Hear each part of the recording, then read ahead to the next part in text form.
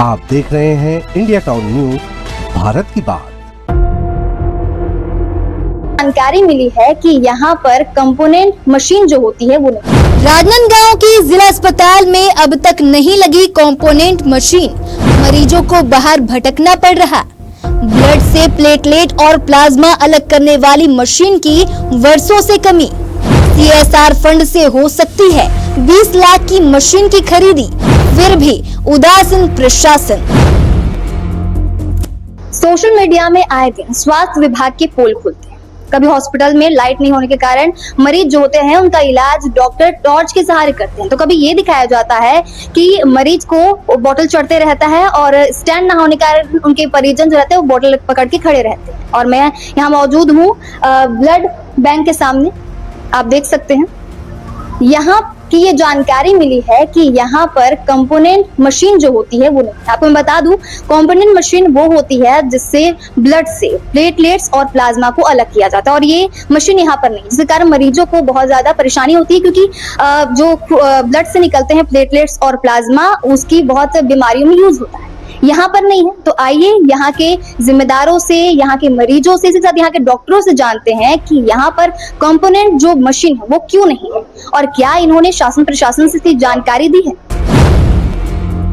आज India town news की team Rajnandgaon के जिला चिकित्सालय वो सच जानने पहुंची, जिससे मरीजों को बहुत ज्यादा ही परेशानी हो रही है।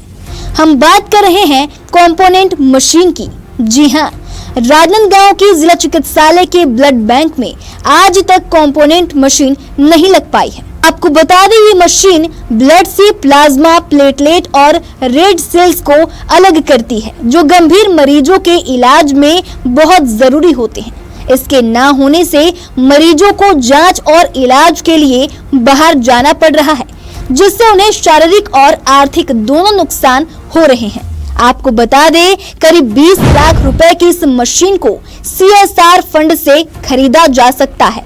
कई उद्योगपति इस तरह के सामाजिक कार्यों में मदद करने को तैयार रहते हैं, लेकिन अब तक इस दिशा में कोई ठोस पहल नहीं हुई है। कंपोनेंट ब्लड के लिए अपने यहाँ व्यवस्था नहीं है। इसके लिए प्लाज्माफेरेसिस एक मशीन की आवश्यकता होती है, वो अभी फिलहाल नहीं है, पर जब भी इसकी जरूरत पड़ती है तो हम लोग मेडिकल कॉलेज का हेल्प ले लेते हैं। होल ब्लड की व्यवस्था है अपने यहाँ। नहीं, ऐसा स्थिति नहीं है। इसकी जरूरत वैसे सामान्य तौर पे कम ही पड़ता है, तो होल ब्लड में भी हम लोग उसमें भी सीरम अलग करके भी दे देते हैं, तो उसके लिए एक प्रकार से वैकल्पिक व्यवस्था रहता है।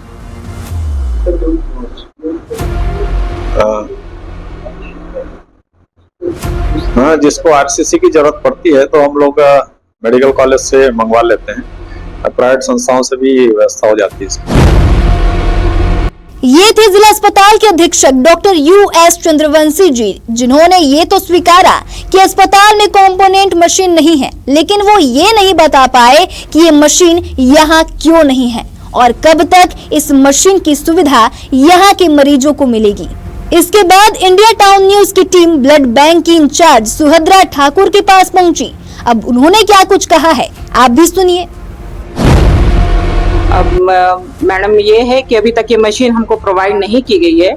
जैसे या तो ये डायरेक्टरेट से ये मशीन प्रोवाइड की जाती है या फिर जो हेड है वहाँ से प्रोवाइड होती है, तो वो मशीन अभी तक हमको प्रोवाइड नहीं हुई है।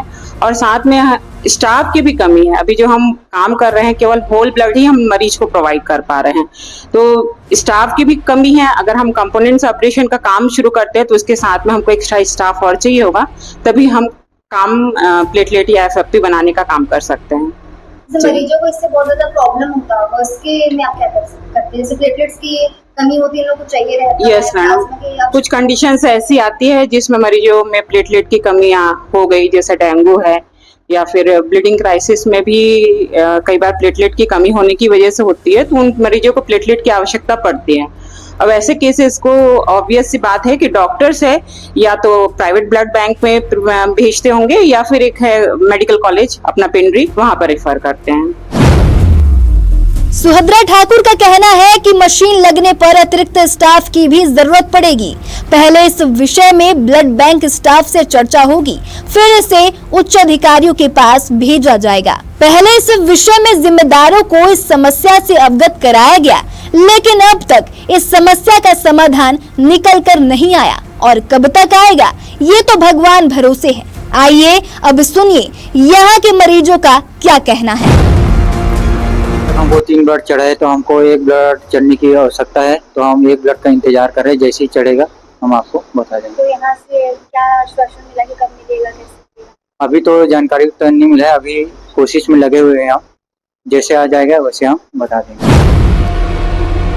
तो अभी हमने जिला चिकित्सालय के मरीजों से, डॉक्टरों से, जिम्मेदारों से बातचीत की और हमें ये पता चला कि यहाँ पर कंपोनेंट मशीन जैसा कोई मशीन है ही नहीं और यहाँ के मरीजों को इसकी बहुत ज्यादा आवश्यकता है। ऐसा नहीं है कि यहाँ के जिम्मेदार और यहाँ के जो डॉक्टर्स हैं इसकी जानकारी प्रशासन तक नहीं पहुंचा है, जिम्मेदार तक नहीं पहुंचा है, लेकिन बात यहाँ पर ये सवाल उठता है कि अभी तक प्रशासन तक ये बात जाने के बाद भी यहाँ पे कंपोनेंट मशीन जो है वो क्यों नहीं लाया गया। सवाल आपका भी है, हमारा भी है, अब देखा जाएगा इसका उत्तर कब मिलता है।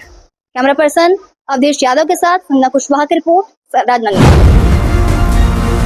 कुल मिलाकर ये सवाल उठता है कि इतनी जरूरी मशीन आखिर कब तक सिर्फ फाइलों में ही घूमती रहेगी। क्या शासन और प्रशासन की इच्छा शक्ति जागेगी? यह सवाल आज पूरे जिले के लोगों के मन में है। अब ये देखने वाली बात होगी कि इस समस्या का हल कब निकलता है। इंडिया टाउन न्यूज आप तक पल पल की अपडेट पहुंचाते रहेगा। देखते रहिए इंडिया टाउन न्यूज, भारत की बात।